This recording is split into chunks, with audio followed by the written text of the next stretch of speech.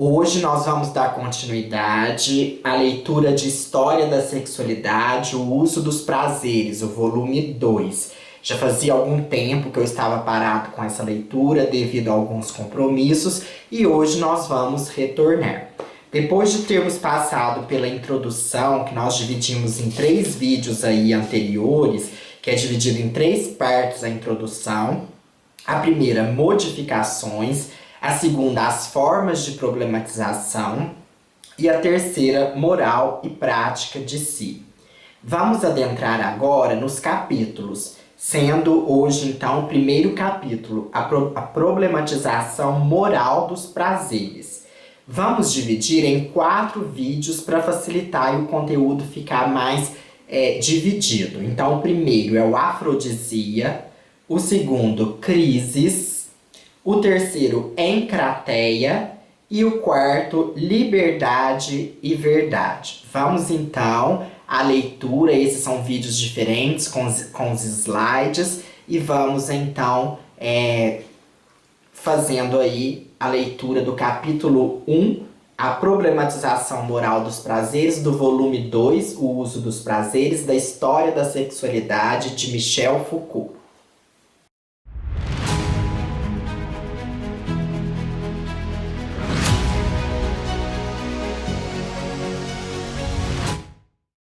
O capítulo 1 tem como título a problematização moral dos prazeres.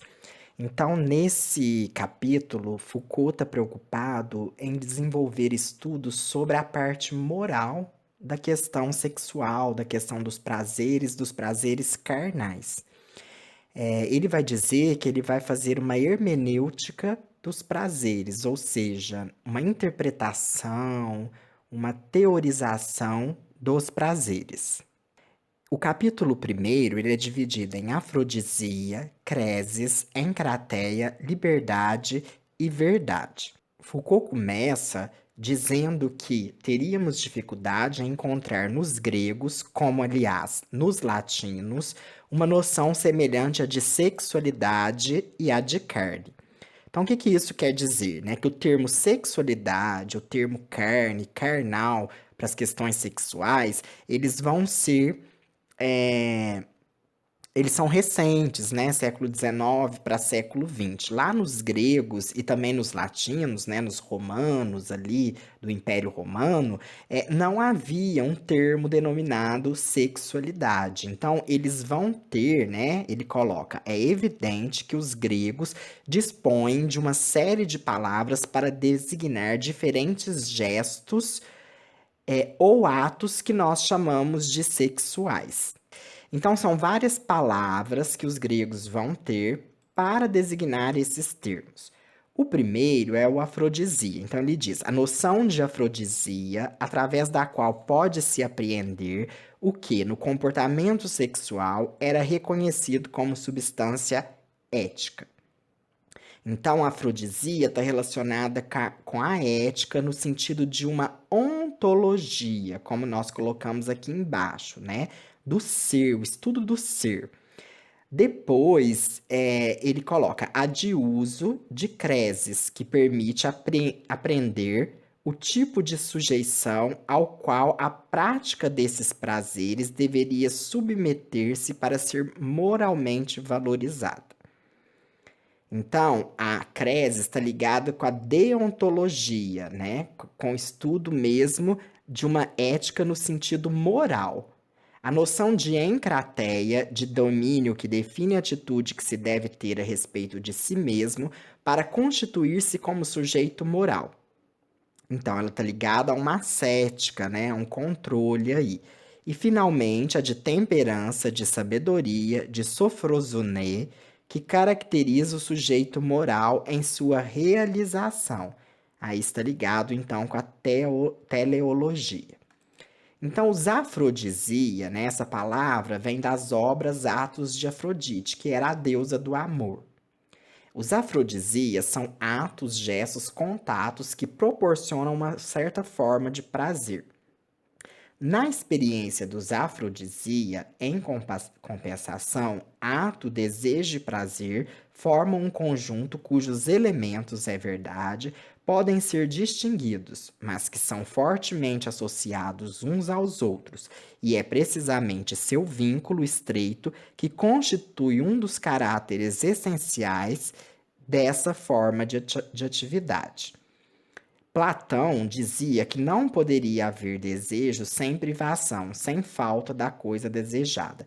Então, os afrodisias são atos, gestos e contatos, ou seja, é o ato, o desejo e o prazer.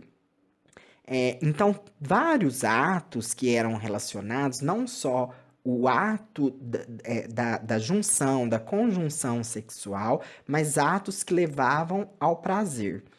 E com isso, então, né, os gregos, Platão, Aristóteles, não vão condenar esses tipos de atos como a gente tem na moral judaico-cristã, mas eles vão ser vistos como elementos da natureza humana, né? Então é natural sentir esses desejos e tudo mais, e aí com isso eles desenvolvem, então, eles se aproximam de atos animais. Por isso que a inferioridade estaria nesse sentido, de ser atos muito animalescos, atos muito carnais mesmos. Então, a questão ética colocada não é quais desejos, quais atos, quais prazeres, mas com que força se é levado pelos prazeres e pelos desejos. A ontologia que se refere a essa ética do comportamento sexual não é, pelo menos em sua forma geral, uma ontologia da falta e do desejo. Não é a de uma natureza fixando a norma dos atos, mas sim a de uma força que liga entre si atos, prazeres e desejos. É essa relação que constitui o que se poderia chamar o grão da experiência ética dos afrodisia. Então, Foucault está investigando o sujeito, né? E numa ética estética da existência. Então, quais são essas práticas de si que os sujeitos exercem? Para isso, ele coloca que há duas grandes variáveis aí nos afrodisia, nesse comportamento ético dos afrodisias. Uma quantitativa, né, que vai ver a imoralidade nos prazeres dos sexos, sempre da ordem do exagero, do a mais e do excesso. Parece assim que a primeira linha de divisão que terá sido marcada no campo do comportamento sexual pela apreciação moral não foi traçada a partir da natureza do ato, com suas variantes possíveis, mas a partir da atividade de suas gradações quantitativas, né? Como ele está pensando numa questão animalesca, então a quantidade, quanto mais, mais se aproxima do animal. E a outra variedade é o papel ou polaridade, né? Que ele vai colocar os dois polos. Então, mas é preciso sublinhar que na prática dos prazeres sexuais distinguem-se claramente dois papéis e dois polos, como também podem ser distinguidos na função generativa. São dois valores e posição, a do sujeito e a do objeto, a do agente e a do paciente. Como diz Aristóteles, a fêmea, enquanto fêmea, é de fato um elemento passivo, e o macho, enquanto macho, um elemento ativo. Então, eles vão ver aí a questão até da homossexualidade como algo não pecaminoso, mas desde que seja apenas a relação lá do aprendiz, do mestre e do aprendiz. Fora isso, aí sim, ela não é bem vista. Então, os afrodisias são pensados como uma atividade implicando dois atores, cada qual com seu papel e função, aquele que exerce a atividade e aquele sobre o qual ela se exerce. O excesso e a passividade são, para um homem, as duas formas principais de imoralidade na prática dos afrodisias. Então, ainda vai ter aquela figura do homem, né, das forças masculinas aí que vai imperar na sociedade. Então, é entre os desejos mais naturais e necessários que Platão classifica aqueles que nos levam aos afrodisia e os prazeres que estes nos proporcionam têm como causa, no dizer de Aristóteles, coisas necessárias que interessam ao corpo e à vida do corpo em geral. Então, é algo do corpo, né? Começa a ter aí até a questão do corpo em Foucault. O corpo tomado como discurso. Então, a gente vê que são coisas do corpo, então é algo totalmente natural.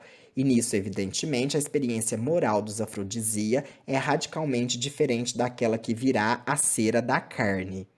É naturalmente essa vivacidade natural do prazer, com a atração que ele exerce sobre o desejo, que leva a atividade sexual a transbordar dos limites fixados pela natureza, quando ela fez do prazer dos afrodisia um prazer inferior, subordinado e condicionado. Então, aqui nos gregos ainda não há aquela culpa, aquela questão pecaminosa que vai se desenvolvendo. Então, Foucault está interessado em buscar essa gênese dos prazeres, né? No volume 1, ele analisou o século XVII e agora ele está voltando, né? Por isso que é uma história descontínua, não é uma história cronológica contínua. Agora ele está voltando lá na antiguidade, no século IV e quinto e quarto antes de Cristo, para ver como se dá essa gênese dos prazeres lá na antiguidade.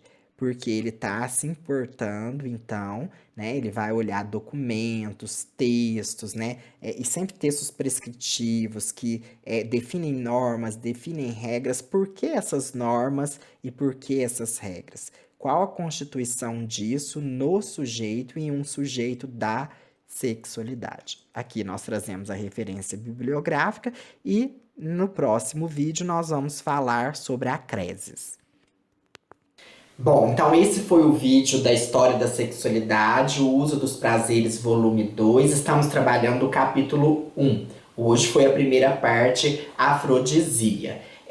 Lembrando sempre que nada substitui a leitura do livro completo. E nós não estamos aqui fazendo um curso, uma aula, apesar de ter este formato, nós estamos tecendo breves comentários sobre o que nós entendemos, o que compreendemos e estamos dispostos a dialogar. Se não tivermos entendido da forma correta, vamos dialogar, debater e construir juntos essa leitura de história da sexualidade. Estamos agora no volume 2, o uso dos prazeres. Qualquer dúvida, comentário, crítica, sugestão, o nosso e-mail é intertextopassos@gmail.com.